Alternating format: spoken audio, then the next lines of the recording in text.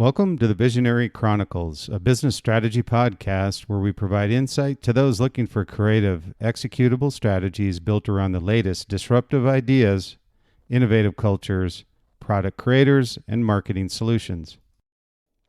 Today in the Visionary Chronicles, we're going to extend our conversation on marketing metrics. We find that to be a very important subject that we talk about quite frequently with the brands we work with Liquid Mind. At all levels, startup, mid-cap, large cap, whatever it happens to be, even established brands don't necessarily know how to determine a return on investment with marketing. It's always been this big question with all brands is, how do we definitively and financially and tangibly determine our return on our investment?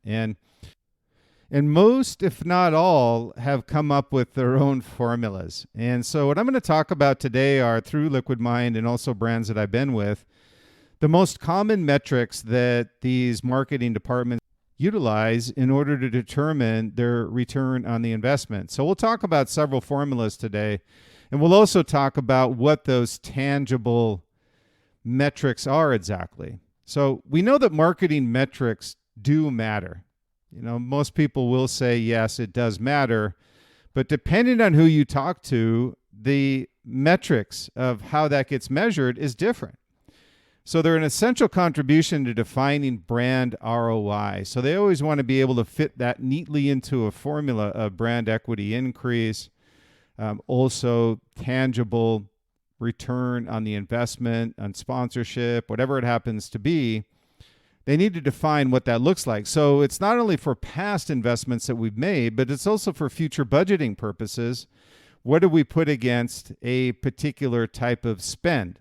And whether that be TV, ads, social media, all of these have different metrics and measurements, and some are more tangible than others. With social media, we've had a little bit more tangible ability to measure the metrics. But as soon as you start getting through the weeds a little bit with social media, it becomes less and less tangible for you to measure the metrics of your return on the investment. So what they do is they establish this marketing discipline, this decision-making, investment analysis, assessing the effectiveness of critical activities, and validating how these business, what they call outcomes, are achieved. So at the front end of analyzing metrics, you have to understand you need to define expectations and objectives for your investments. So when the investment is eventually spent, you know what metric you're looking for, what dashboard you're measuring it against during the campaigns, during the investments, during the sponsorships, and then you can pivot while you're making these investments to ones that are working, ones that aren't working.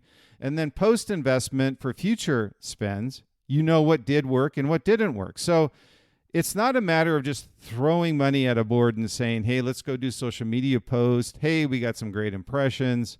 Hey, we got some great click-through percentages. But at the end of the day, all that really matters to the company, the brand, the investors, and the financial team is, did we generate revenue? So that is by far the most important metric that every brand and company will use. So that's what we're going to talk about today, is how do we get close to the dartboard of, hey, how do these metrics measure against what you're going to be looking at to achieve revenue increase? And did the spend actually show the results you were expecting on the front end when you were doing your marketing strategy? So that's an important aspect of brands. And when we work with Liquid Mind, the first thing that we do with brands is, number one, set a budget. Number two, that you're looking to set expectations of what you're looking to achieve as a brand. It's not enough to say, hey, we want to do 5 social media posts.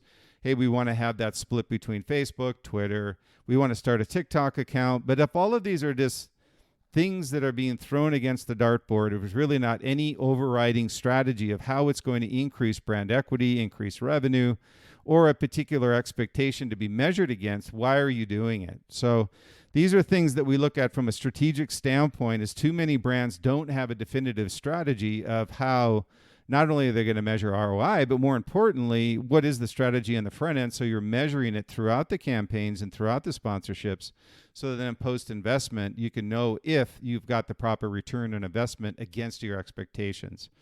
So again, we know they matter, but what do they look like and how are we trying to achieve those?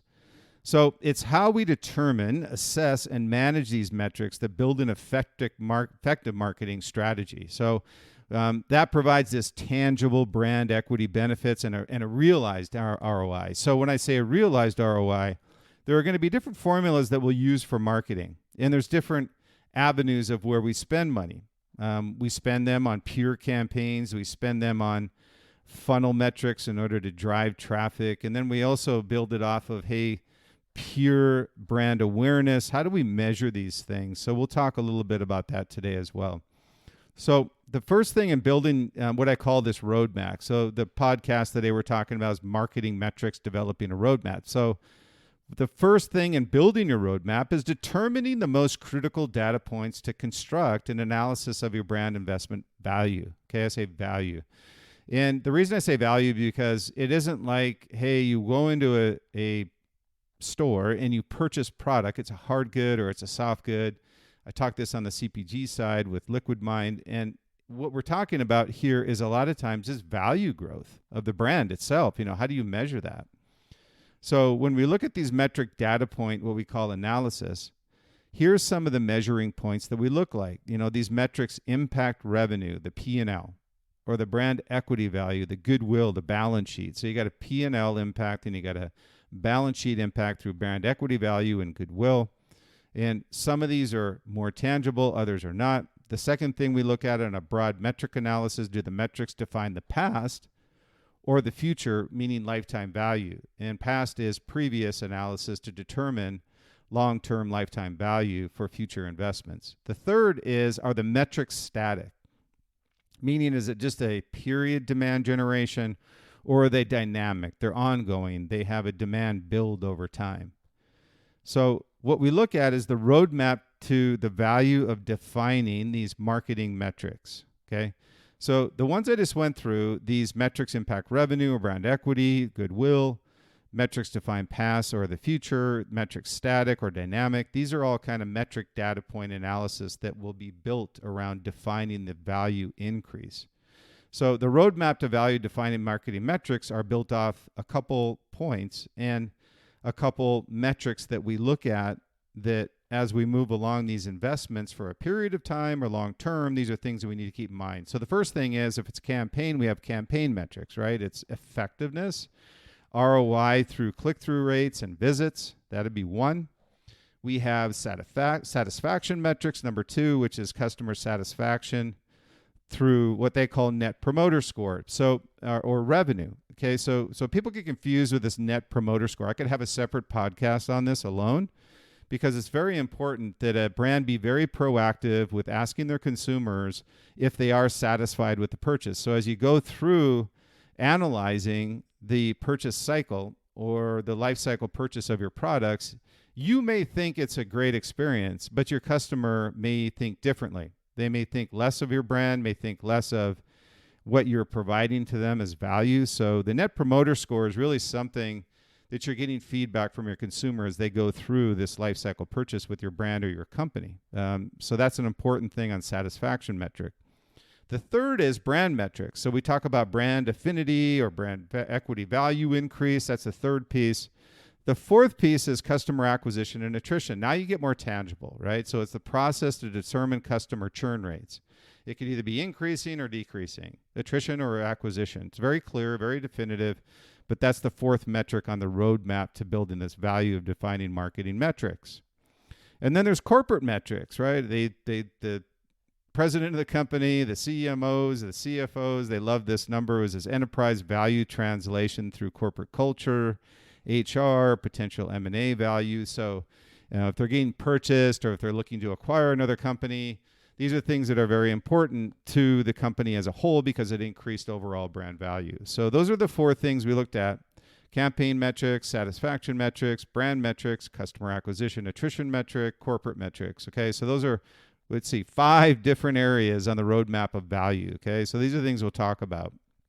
So in order to define these metrics, or determine them, in other words, you're going to need some things to allow you to do that. So these marketing investment performances tracking, such as promos, is a great one. Campaigns is another one. And then you need to determine and measure the outcome and compare it to expectations. And this is where it's very important, and many brands fall short, is they don't have a strategy or expectation or objective on the front end. They just tell marketing to go spend it. Well, wait a minute.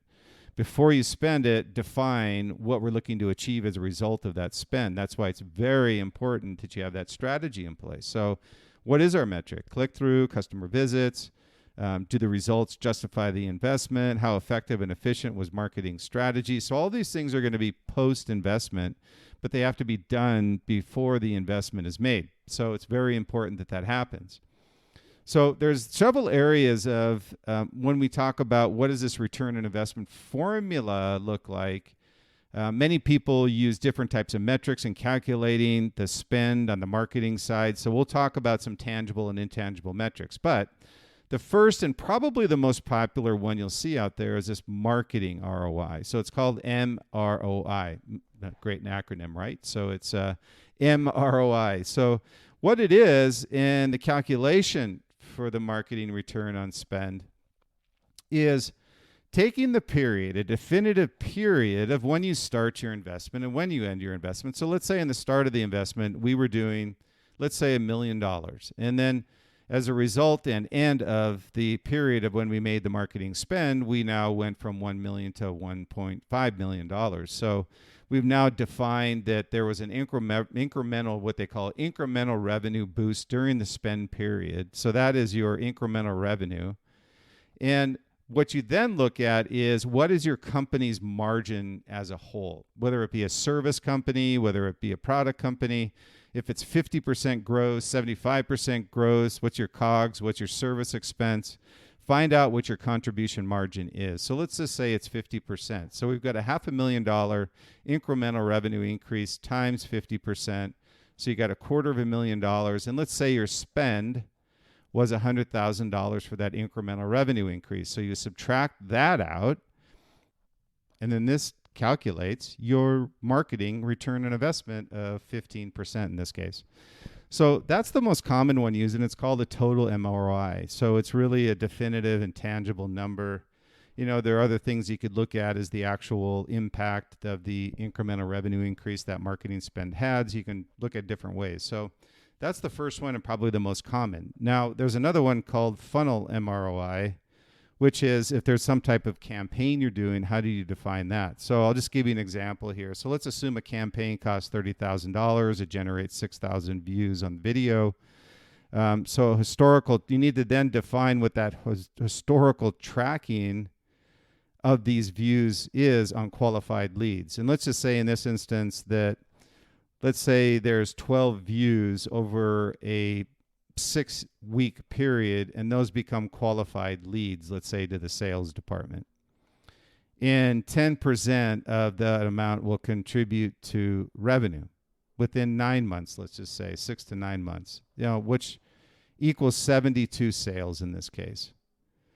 At a profit of $500 a sale, you have $36 in revenue. So the funnel MRI is the $36,000 in revenue minus the spend divided by the spend, which is a 20% MRI. Okay, so that's a funnel MROI. So there's a lot of numbers I threw out there, but we work with that at Liquid Mind all the time because we want to make sure that we understand as we do future spends what the past look like and where we can pivot to where we have the most profitability. So that's the second most common one is a funnel MRI. And then you've got a customer equity MRI as well. So this is kind of what they call a customer retention, attrition valuation. So I'll give you a quick example here of how this works on customer equity MRI. And this is for a bank that was having, the issue is that they were having a 20% attrition rate of customers and they wanted to reduce it to 17%. So the calculation here is that they had 10,000 customers at a $2,000 annual profit per customer. So that's the kind of the metrics of the formula itself. So based on their current attrition rate of 20%, they're going to invest $4 million in this case. So we worked with a bank and they were going to invest $4 million and they wanted to reduce the attrition rate to 17%. So based on this formula, and this was a formula to utilize to ask the question, should we make the investment and what's the return going to look like? So what you look at before is 10,000 customers times $2,000 divided by 20% equals $100 million in current customer value or current customer equity, let's say. And your intention here is that after you've still got the 10,000 customers times the $2,000, but now you're moving the attrition rate from 20 to 17. So now it becomes $117 million customer equity MROI. So when we were working with this bank, that was the first number that we looked at was, okay, well, if we make this $4 million investment, you're going to get a $17 million return. So what we looked at was we have a 17.6, in this case, a $17.6 million increase minus the $4 million marketing spend divided by the $4 million marketing spend. It gave us a 340% MROI. So obviously it was an easy decision to make to put the $4 million into finding a way to reduce the attrition rate from 20 to 17%. It may not seem like that much until you put those numbers on the board, which was significant. So the three that we have are the MROI, the funnel MROI, and then the customer equity MROI. So these marketing metrics needed to be combined with other metrics. So still the most important ones are revenue growth, number one, far and away, so which realizes a tangible MROI and customer satisfaction through a net promoter score. And so the other ones, when you go through these formulas we're talking about, the marketing team can measure the value of brand equity growth through, there's, let's see, 7 or 8 different areas: brand awareness, brand consideration, brand preference, brand quality and point of difference, brand affinity, brand positioning, brand culture. So these are areas that they can measure brand equity value growth. And then in looking at the marketing metrics, a recent study of CMOs in 2021 found the following are the most important for determining MROI or ROI. Let's say not even MROI, it's just return on investment. What is the metric that's most important to you? And number 1 was revenue. Number 2 was digital marketing performance because it's a little more tangible. Doesn't mean it's more valuable. It's just more tangible. And that's what we found in this survey was that there's a lot of intangibles with marketing spend, so they want to find ones that are tangible. So through the formulas I just mentioned to you, we can get a revenue tangibility, but here we can also get digital marketing performance through companies like Facebook, Twitter, TikTok, or Snap, whoever it is, will give us that performance metric. And then it's coming out of this, lead generation is number 3. Number 4 is content engagement. We're not talking about impressions. We're talking about engagement. We don't care about impressions for the most part. It could mean anything if we've got an impression, but it's more important if they actually engage with the content we're providing. And so lead generation, and then the next is customer engagement, experience, and then campaign costs, number 5, or the last one rather. So we've got revenue, digital marketing performance, lead generation, content engagement, lead generation, customer engagement, experience, and then campaign costs is the last one. So what I find interesting is, as long as we have the metrics and as long as we can measure and as long as we can show a tangible MROI, what's interesting is campaign cost becomes less of an issue. So it's an important thing to look at. So as you can see, these marketing metrics are important, but you need to understand the formulas around how to determine what your return on investment looks like. So these tangible benefits is of the utmost importance. So when we look at it at Liquid Mind, we work with our brands to set cohesive marketing strategies, activation plans, ongoing investment analysis, and brand equity development and growth determination. These are extremely important as you continue to spend on D2C business with your retailers, the co-ops, whatever it is, to have a tangible analysis of all the different investments you're making across marketing and how to determine that ROI is of the utmost importance, and we're here to support you on that. I want to thank you for listening to the Visionary Chronicles podcast. Realize you have a busy day and appreciate the time you take out each time in listening to our podcast. And if you find the information valuable, where we gain most of our listeners is through you. So if you wouldn't mind passing along the link to the Visionary Chronicles podcast to those who you think may benefit from what we're providing here, whether it be personally or professionally. We're available through Spotify, Apple Podcasts, Google Play, Podbean, iHeart, any of those, they can find the Visionary Chronicles podcast. So again, We gain our followers through your support, so we appreciate you. We appreciate your time and look forward to the next episode of the Visionary Chronicles.